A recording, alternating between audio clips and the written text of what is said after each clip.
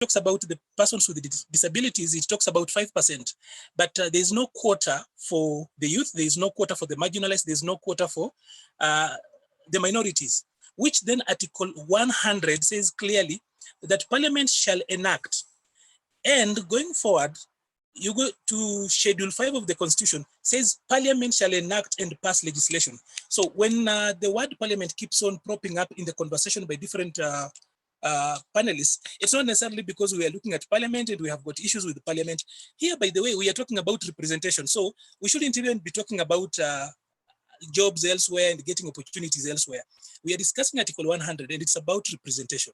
That representation is clear when you look at Article 100, you look at Article 87, and I've talked about Schedule 5. So I just needed to point out that Daktari should not actually get unnecessarily reactive and start pointing out that we need to look elsewhere and we should not talk about Parliament.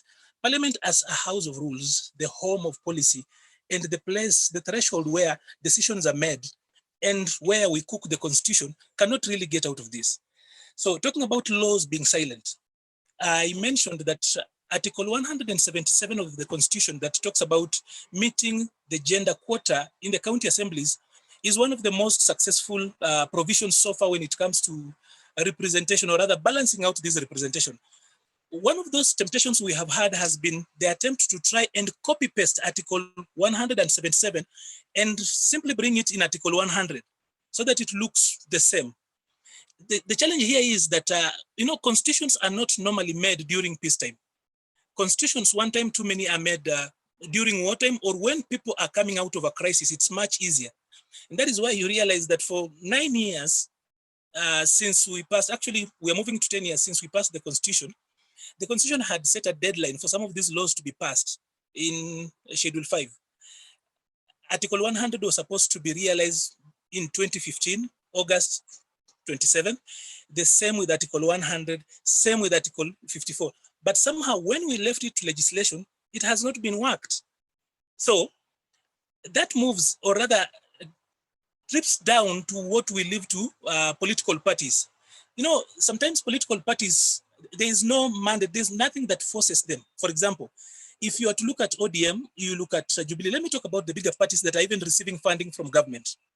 Their youth leagues do not even have a budget that will, for example, contribute actively, come up with programs that then can build youth leadership in those particular political parties. Yet they are receiving money from the exchequer. So normally you will find even those youth leagues and women leagues and PWD leagues are just appendages that are there to look like their structures. But even the funding, resources go, functions and resources should naturally, the mandate and functions should naturally follow resources. That doesn't work. So political parties somehow find ways of playing around with, if they are not forced, for example, why would ODM, for example, not put aside a number of nomination slots in their strongholds for women and youth, for example? Why will Jubilee not also do the same? So they will leave it out there and then later on come to Parliament and we all pretend like we didn't go to elections. So long as political parties are not compelled to ensure that there is a way on their end, because today political parties are quasi-public agencies. So the laws are silent, and wherever laws have actually been deliberate, and I'm citing Article 117, where it works in the county assemblies, it's so easy. But everything else we've left to legislation. In places where we have left for political parties to decide, they're not doing anything. And we do not have a legislative culture, or rather a legislated culture where if laws give discretion, somehow we don't follow through. We still go back to the default setting.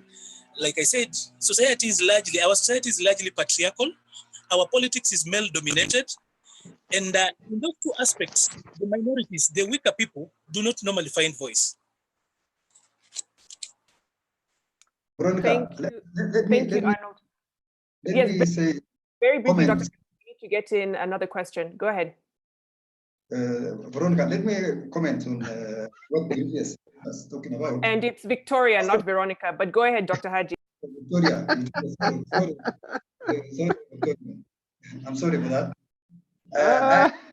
What is briefly talking about? You have to know, my friend, that there is a political parties rules and there is a political parliamentary rules.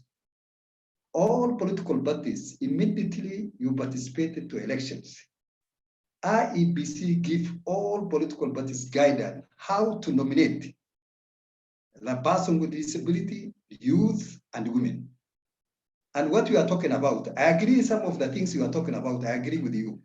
But the political parties, they have been given guidelines to nominate, how they nominate the slots in the youth and women and with people with disability. What we are talking about, law, I agree with you, there's a lot of laws who is in the parliament, they have not been passed. I totally agree with you that one. That is a mistake in the parliament. You can ask Maura. I hope Maura is around. You ask that question, Maura. But now when you are talking about political parties, how they nominate the people, political parties, they cannot just wake up and do A, B, C, D. They have been given guidelines. Immediately you participate, you have participated to elections. You should be given, you are supposed to be given by the IEBC, how you nominate the people. And that is how the political parties does. Whether you are talking about ODM, that is what you are talking about. I agree with you. They have not keep aside the funds for youth, funds for women, all those things. I agree with you. But there's a rules there. You can say that rules cannot, why they have not been acted in the parliament. That one, I agree with you. But the other things, thank you. Thank you, Dr. Haji. There was a question from one of our panelists, Kennedy, or comment. Kennedy, go ahead.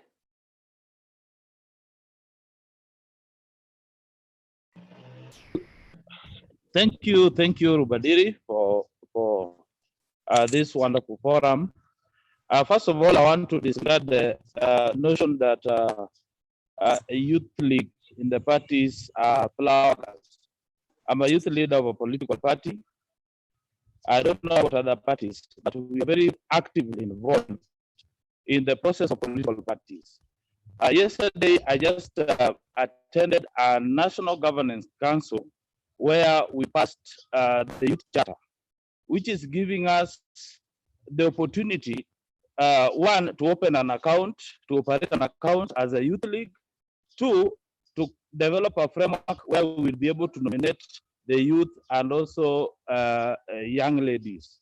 So I believe political parties have a space, but it depends on how do we develop this framework for young people to participate. So it is, we should not say that we are flower girls in political parties.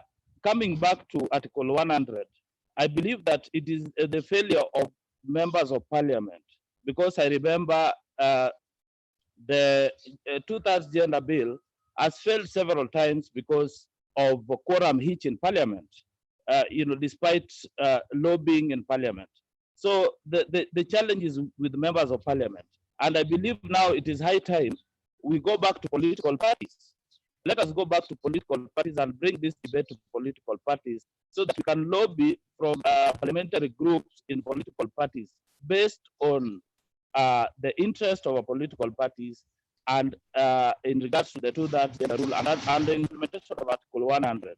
Because now members of parliament, it seems that they have their own individual interest in this, in the same. So I believe it is high time we need to lobby for political parties so that when they go back to parliament, now we can now give them ultimatum to pass this bill. Otherwise, parliaments, in fact, they even disregarded the Supreme Court advisory number 2 of 2012, which directed the legislation to implement this process. So members of parliament should come out clearly and say the reason why they have failed to implement Article 100. Thank you. Thank you, Kennedy. Arnold, do you wanted to make a comment, respond to that?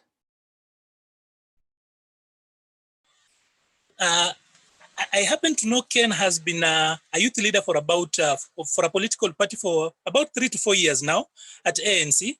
And my point was that youth leagues and women leagues and persons with disability leagues, I have personally been a chairperson of a youth league. and I'm talking about the president's party at that particular time. Ken, for example, says that he's opening an account tomorrow, or they were told yesterday to open an account. I know he has been the chairperson of ANC Youth League for the last 4 years. Just yesterday, that is when you guys decided to open an account. Do you have a budget? Do you have a strategic plan? As in, my friend, literally, what I mean is that these are the games young people walk around. They just walk around and then they shout tibim, tialala, and they are moving around. They do not have budgets. They do not have strategic plans. So my point is still valid. What budget does he have to open an account? Opening an account is just an account. As in, there are so many guys with accounts without money. So Ken, for 3 years, what have you been doing as a chairperson of a youth league? Why did it take you yesterday to come up with that particular option? Youth leagues still do not have a voice. And I'm talking about a valid, legitimate voices to speak and push for the youth agendas in political parties.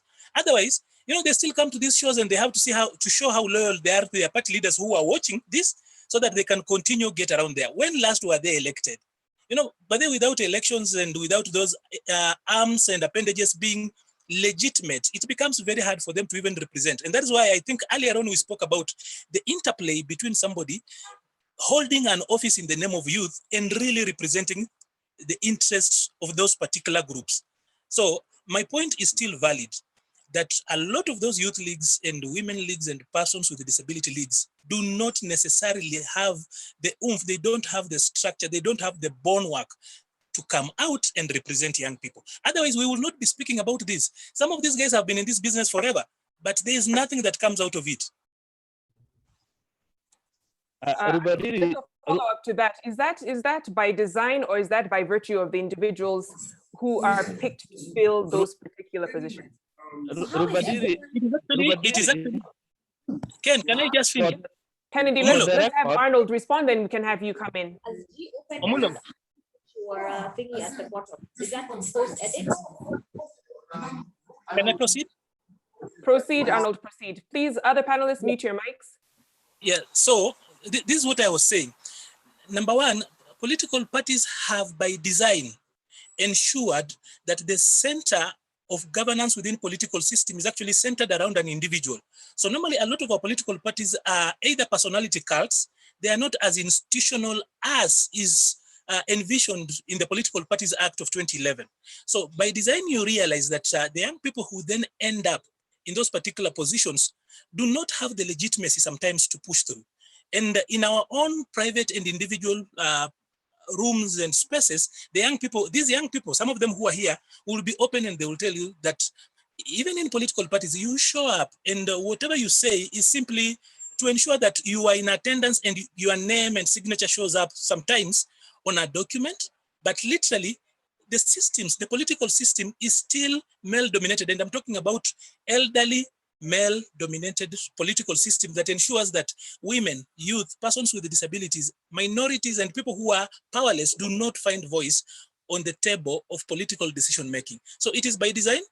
And I'm hoping that those of us who've been speaking about this thing for so many days will not repeat those mistakes when we eventually get to power. Kennedy? Rubadiru, thank you. For the record, actually, I have only been a youth leader for 1.5 years in the party. And there are a lot of things that I've achieved in the party. But you remember in Kenya, the youth leagues are not independent from the mother party. Therefore, you act under the constitution of the party. And that's why we are getting our youth charter, which is a constitution, which gives us some sort of political parties level, which will be implemented. And also, I want to agree with the previous speaker who said that IBC has the final mandate on who to be nominated, because sometimes you can forward names, but at the end of the day, depending on their own constitution, they will be able now to choose based on agenda and also regional balance. All right. One of our panelists who's been very silent since the beginning, Honorable Mwaura, I hope you are with us now. Several questions coming in for you. We have one on Twitter that says, if parliamentarians have so far defeated attempts to actualize the